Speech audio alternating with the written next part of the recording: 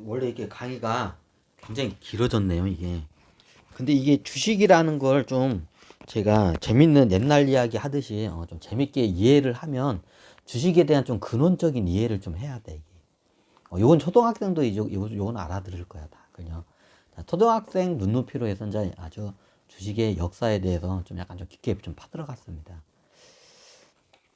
자, 그러면 여기서 이제 우리가 주식회사 그러면 네덜란드의 그 상들의 그때부터 저희 주식회사가 최초라고 하는데 그 전에부터 있었어요. 자, 예전에도 저희가 강의를 한번 했었어요. 대략적으로.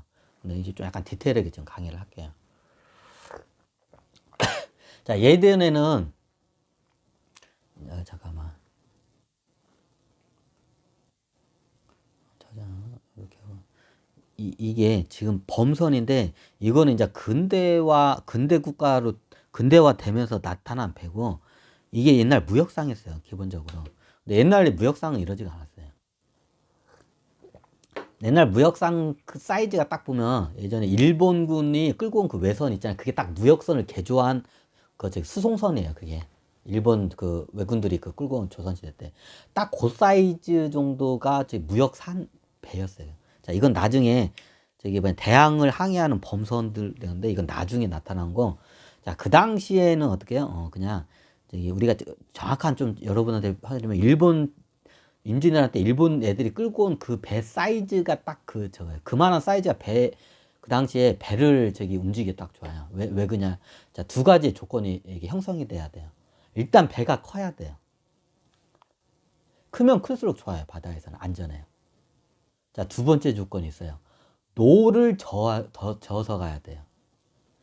자, 노를 젓는 배는 작으면 작을수록 노를 저을수록 이게 기동력이 좋아요. 너무 당연하죠. 자, 배가 겁나 크면 어떻게 해요? 노를 저었을 때 굉장히 비효율적이에요.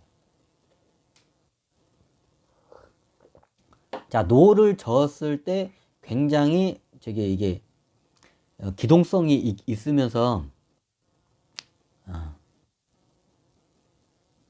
자, 굉장히 이게 노를 저으면서 어떻게 해요? 굉장히 기동성이 있으면서 뭐냐? 그렇지. 야, 나와라. 그렇지. 야, 노를 저었을 때 굉장히 기동성이 있어야 돼, 첫 번째로. 이게 커지질 않는구나. 자, 이렇게 하면서 하는 게 나겠네. 자, 노를 저으면서 어떻게 해요? 배가 있어요. 자, 예전에, 자, 이 한번 상단의 배에 대해서 한번 먼저 좀 알아야 돼. 자, 배가 왜 안 나오지? 그렇지.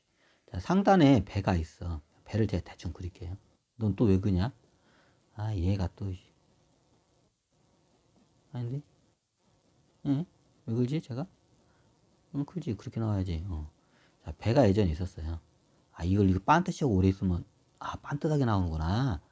이것도 금방 알았어요. 이거 써먹어야지. 반듯하게 해볼까요? 안 나와. 오케이. 자, 예전에 배가 있었어요. 배를 대충 그릴게요.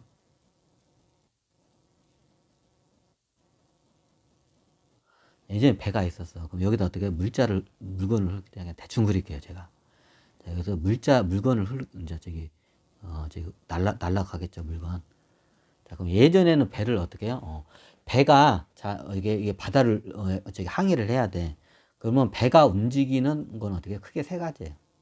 자, 첫 번째가 뭐냐? 우리가 많이 쓰는 게 풍력이죠. 자, 돛을 올려서 풍력을 이용해서 배를 움직여요. 자, 두 번째 방법으로 많이 쓰는 게 뭐냐? 해류에. 자, 이걸 조류라고 하는데 해류라고 할게요. 바다의 물의 흐름에 의존해서 어떻게 해요? 내가 가고자 하는 방향의 해류의 흐름과 그 이제 일치를 하면 어떻게 해? 거기에 그냥 배를 띄워두면 어떻게 해요? 그 해류에 따라서 배가 자동으로 가요. 그 옛날 배들은 제일 많이 쓰는 게 도출을 해서 풍력으로 배를 움직이고 그 다음에 해류예요. 자, 세 번째가 뭐냐? 자, 풍력도 내가 가고자 하는 길하고 바람 방향하고도 안 맞고 해류하고도 안 맞아. 그러면 그때는 어떻게 해요? 노를 져야 돼요. 인력으로 해야 돼요. 인력은 뭐야? 노를 져야 돼요. 여기다 어떻게 해요? 노를 져야죠. 노를 져서 가야 돼요. 근데 배가 크면 클수록 노를 젓는 게 어떻게 힘들어져요. 비효율적이에요. 배가 크면 클수록. 그 배가 작으면 작을수록 노를 절어가는 게 기동력도 좋고 효율적이에요. 자, 물건을 싣고 여기 어떻게 해요? 자, 대표적인 게 풍력 있죠. 자, 돛대를 대충 이렇게 그릴게요. 돛대가 바람 방향 이렇게 불면 어떻게 앞으로 나가요. 이렇게 배가 앞으로 나가겠죠. 그리고 어떻게 물의 해류의 방향이 어떻게 이게 조류나 해류의 방향이 맞는 그 시간대에 가가지고 그걸 타면 그냥 어떻게 그 해류 따라 그 조류 따라서 그냥 가요 물이. 그래서 예전에 저기 무역상들은 물길을 잘 알아야 돼요. 예전에 이랬어요. 자, 이게 바람 방향하고 그러면 여기서 하게 되면 이게 배가 크면 클수록 많은 물건을 칠 수 있고 바다에서는 큰 파도가 쳐도 안전해요. 크면 클수록. 그런데 배가 너무 크면 어떻게 해요? 노를 못 져요. 노를 져도 배가 안 나가. 잘. 사람의 힘이 한계가 있기 때문에. 그래서 딱 그 사이즈가 배가 크면서도 노를 져서 갈 수 있는 사이즈가 옛날 일본 외선 그 배 사이즈가 딱 그래요. 그게 이제 바다 옛부터 그 바다 저기 그 무역을 할 때 딱 그 사이즈의 배로 가요. 자, 이 배 하나가 딱 해가지고 물자를 싣고 예전에 왔다 갔다 했어요. 이렇게. 이제 이걸 상단이라고 해요. 이제 개인 상단 시대 이게. 자, 이때를 갖다가 어떻게 해요? 개인 사업자, 개인 상단. 이제 쉽게 말하면 개인 사업자예요.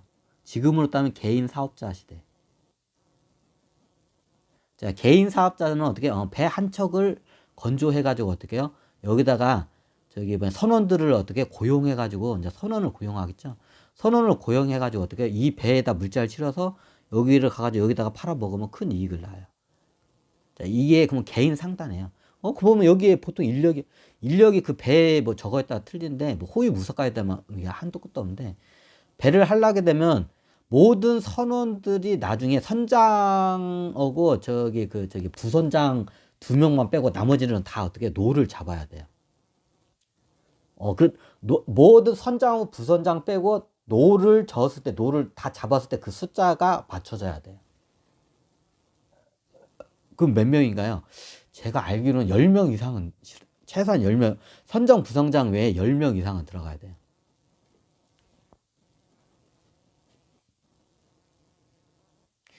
자, 그게 왜 그러냐면 자, 이 노 하나당 한 사람이 어떻게 해요? 져요. 그러면 반대편에도 또 있겠죠? 그러면 어떻게 한쪽 면에 보통 이게 아무리 못해도 한 3개에서 5개는 있어야 돼. 아무리 못해도. 그 이제 배도 사이즈가 크기가 다 다르기 때문에 이 노가 이 개수가 어떻게 하냐? 보통 상단의 예대는 한쪽 면에 3개에서 5개 정도는 있어야 돼. 아무리 못해도. 최소한 3개에서 5개가 있어. 그래야 균형이 맞아요. 그러면 이쪽에서 3개에서 5개는 노 하나당 한 사람이 잡아요. 나중에 배가 커지면 노 하나당 두 사람이 잡기도 해요. 3사람이 잡기도 하고. 근데 예전 배 같은 건 그렇게 크지 않기 때문에 노 하나당 한 사람이 잡아요. 그러면 한쪽 면에 예를 들어서 지금 4개가 있죠. 4개가 있으면 여기 4명이 잡아야 돼요. 한쪽 면에. 그럼 반대편에도 4개가 있어야겠죠. 그럼 4명이 잡아야 돼요. 그럼 토탈 노를 잡는 사람이 8명이 있어야 돼요. 그렇죠? 그럼 여기서 선장하고 부선장은 어떻게 해요? 노를 안 잡아요. 왜? 선장은 키를 잡아야 돼요. 방향을 잡고 계산을 해야 하고. 자, 부선장은 뭘 해요? 보통 이게 옛날에는 구령을 붙이는데 이제 북 같은 걸 올려가지고 어떻게 해요? 박자를 맞춰서 이렇게 노를 적게 해요. 그럼 보통 10명 정도 이상, 10명 이상은 돼야 돼요. 아무리 못해도. 이 배에 한 명, 여기 어떻게 해요? 아무리 못해도 10명 이상이 있어야 돼요.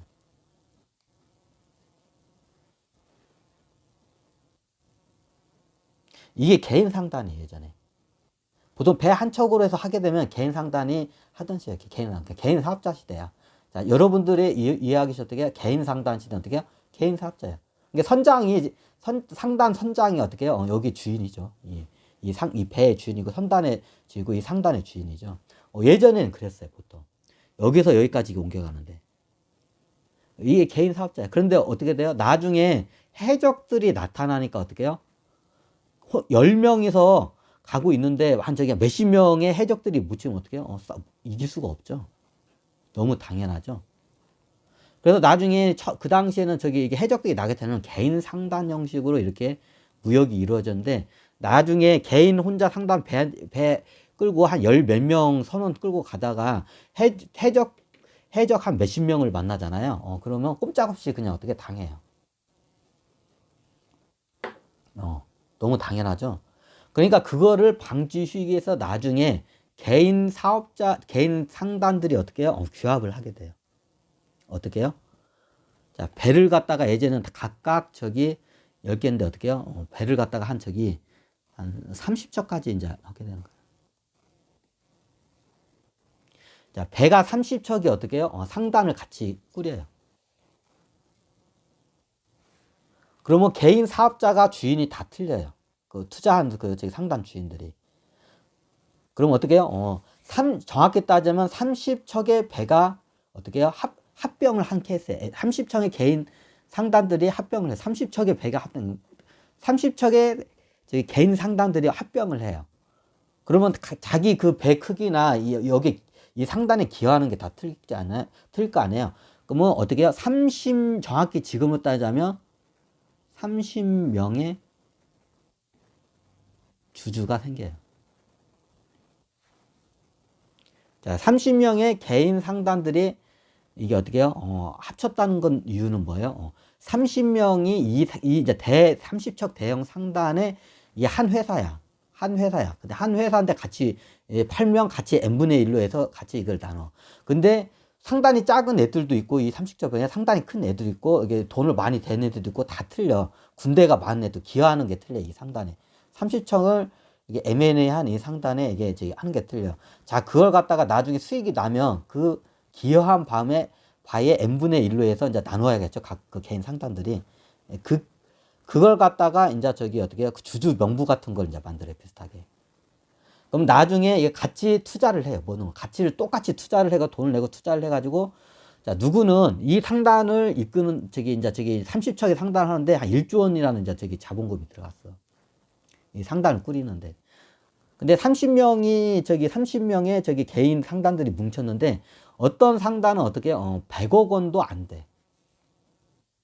근데 어떤 상단은 대형 상단이고 돈이 많으니까 어떻게 1000억 원을 딱 됐어. 자, 천차만별이죠. 그러면 어떻게 해요? 그 기여한 바에 따라서 어떻게 해요? 이걸 갖다가 어떻게 n분의 1로 쪼개요. 그러면 쉽게 말하면 어떻게 해요? 나중에 내가 이게 총 토탈 여기다가 투자한 게 1조 원이라는 비용이 들어가서 이 30척 상단에 1조 원이라는 자본금이 투입이 되었어요. 투자가 됐어요. 투자라고 하는 게 낫겠다. 자본금이라면 사람들이 이게 좀 이해를 못해요. 1조 원이라는 이 상단을 꾸리는데 어떻게 투자가 됐어요.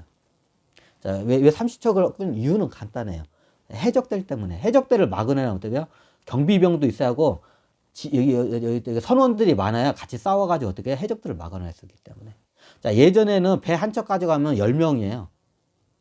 근데 30척으로 해가지고 나중에 기본 하니까 기본 상단이나 이거 상대 한 척이 500명 정도 되고 호위 무사를 한 척이 100명 정도 해서 600명 정도 같아. 그럼 나중에 해적 무리들이 3, 40명들이 쳐들어와도 어떻게 막아낼 수가 있어요. 근데 예전에 개인 상단 10명밖에 안 될 때는 어떻게 해요? 상단을 끌고 갔을 때는 어떻게 돼요? 해적들이 한 30명이 쳐들어오면 어떻게 돼요? 꼼짝없이 당해. 근데 30척이 모이니까 나중에 상단하고 상단하고 이게 다 합치니까 상단에 있는 사람들 500명에다가 나중에 호위 무사들 100명을 따로 고용을 했어. 그러니까 600명이죠. 자, 30명의 해적이 와도 600명 어떻게 거뜬히 막아내죠. 이 이유 때문에 대형 상당들이 M&A를 했어요, 그 당시에. 그 당시에 이제 이게 해적들이 나타나면서 이런 개인 상단들이 어떻게 해요? 종적을 갖춰요. 그리고 그때부터는 어떤 상단들이 이제 대부분 다 그 해상 무역을 장악하냐? 요런 대형 상단들이 대규모의 호위 무사들이나 대규모의 인력을 움직이는 여러 수많은 배들을 움직이는 어떻게 상단들이 거시기를 해요. 그 무역을 거의 독점을 해요. 그 다음부터는. 자, 이유는 간단해요. 해적들 때문에. 해적을 막아내기 위해서 어떻게 해요? 같이 가야 이게 규모화가 돼야 군대와 어느 정도 경비병과 이게 저기 상단이 많아야 어떻게 해적대 함부로 넘보지 못하기 때문에 이걸 규마를 해요. 그 이유는 간단해요. 근데 1조 원을 투자를 했어, 총. 그런데 최고 많이 투자한 게 뭐야? 최 1등이라고 해라. 1대주주라고. 1대주주가 어떻게 해요? 1,000억을 냈어. 자, 10%죠.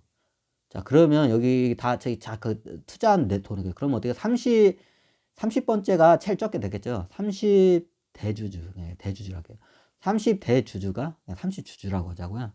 알았어요. 그럼 30번째 주주가 얼마를 냈어요? 그냥 100억이나 합시다. 10배가 차이 나죠. 그러면 이 중간에는 어떻게 해요? 그 사이에서 왔다 갔다 하면 되겠죠. 자, 100억이면 얼마에 1%밖에 안 되죠, 지분율이. 그럼 간단해요. 자, 총 자본금이 투자된 게 그 당시에 이 상단을 꾸리는데 1조 원이란 돈이 투자가 됐어요. 자, 대주주가 어떻게 1,000억 원을 투자했어요. 이 돈으로 해서 또 경비병들도 고용하고 하니까 어떻게 크게 기여를 했죠. 그럼 나중에 이 상단이 가서 여기서 이제 비단을 사서 여기서 팔게 되면 그때 비용을 빼면 나머지가 그게 순이익이죠.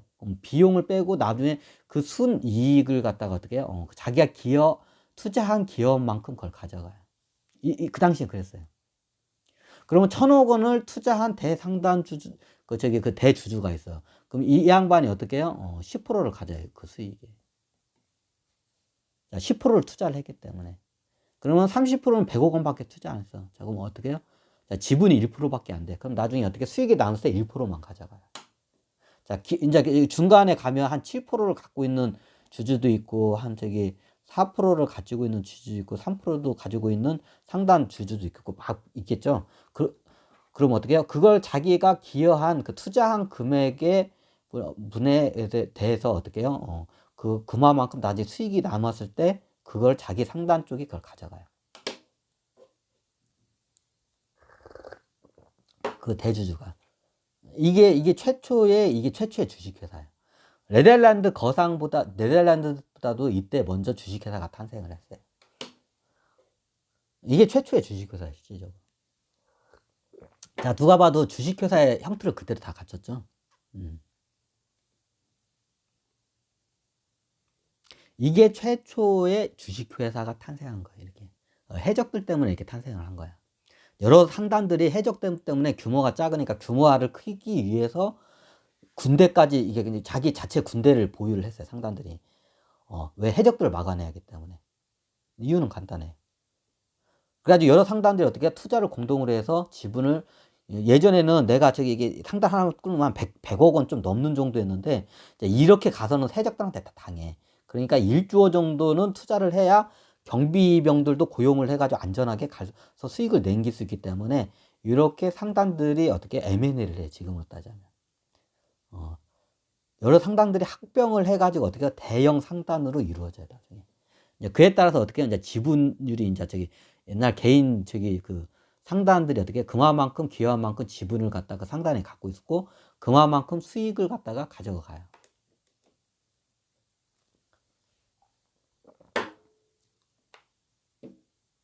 이게 최초의 주식회사의 탄생입니다.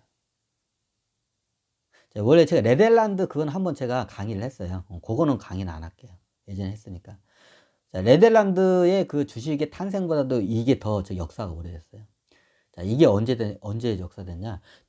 우리가 알고 있는 춘추전국 이전 시대에 이게 이미 동양에서는 이 주식회사가 이미 있었어요. 자, 이게 누가 봐도 주식회사의 틀을 그대로 가졌죠. 춘추전국 이전부터 이게 우리가 알고 있는 춘추전국 이전 시대부터 이게 이미 주식회사라는 게 그때 탄생을 했었어요, 동양에서. 이게 우리가 알고 있는 이번 인류의 최초의 주식회사의 탄생이 이렇게 해서 탄생을 해요. 네덜란드 상인은 나중에 이걸 카피해가지고 좀 법제화와 문서화를 해가지고 이제 형태를 더 조직적으로 이제 잘 갖춘 게 네덜란드 거상이고, 다 네덜란드의 거상이 최초의 주식회사라고 다들 이렇게 알고 있는데 그렇지가 않아요. 네덜란드 거상들이 이 동양에 있는 이런 그 무역상들의 이거를 보고 그대로 카피해서 자기 형식으로 문서화로 해가지고 샤프하게 좀 만들어내는 게 네덜란드의 그 주식회사의 탄생이에요. 원래 주식회사는, 이게 최초의 주식회사는 지금으로부터 한 4천 년, 3천 몇백 년 전에 이미 탄생을 했었어요, 주식회사는. 동양에서. 역사가 오래돼요. 정확히 중국, 이게 상해 쪽에서 탄생을 해, 이게. 왜? 거기에 무역상들이 많기 때문에 나중에 이게 무역상들이 이게 개인 상당들이 M&A를 해가지고 그때 주식회사라는 게 이 개념이 그때 탄생을 해요. 역사가 오래됐어요, 주식회사라는 게. 그리고 그 시초가 상하이예요, 정확히 따지자면. 상하이에서 이게 탄생을 해요, 상해 쪽에서. 약 3천, 정확히 이제, 근데 3천 몇백 년 전이에요, 정확히. 3천 몇백 년 전에 이게 탄생을 해요. 지금으로부터. 역사가 굉장히 오래됐어요, 동양 쪽으로. 이게 최초의 주식회사의 탄생입니다. 자, 이게 좀 이해가 되시나요? 이게 주식 초등학교를 제가 열면서 옛날에 좀 주식회사에 그 강의를 할 때 제가 주식의 그 역사를 강의를 할 때 네덜란드 상인 그 강의를 한번 했을까 한번 찾아보세요. 자, 그것보다도 역사가 오래된 게 요거예요. 이게 주식시가의 최초의 탄생 한번 강의를 여기서 한번 좀 끊고 할까요?